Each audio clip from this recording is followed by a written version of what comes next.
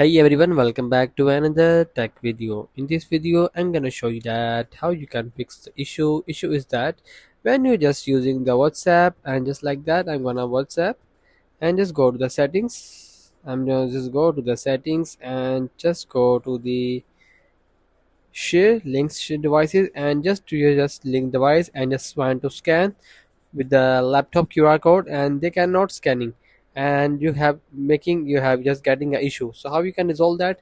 Simply just follow all the settings. I'm going to tell that in the video to fix your issue. Simply just go to the settings of your iPhone and have to make sure that you have a strong Wi-Fi connection. Also make sure that VPN is not connected during that process. If you have a connected VPN, just disconnect it.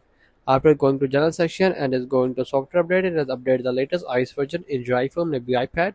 After scroll it down and just tap on a transfer or reset iPhone, just tap on that and just tap on a reset and then reset the network settings from here.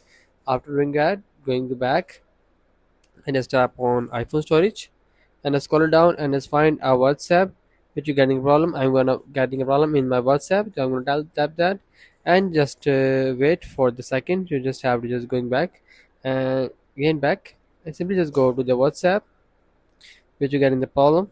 Just tap on that and just go to the settings of your WhatsApp settings and just go into the chats and also going to the storage and data. Just tap on that and just go into manage storages and you just have to delete all the rough data which you have currently right now. So you have to just delete it and make a space storage space.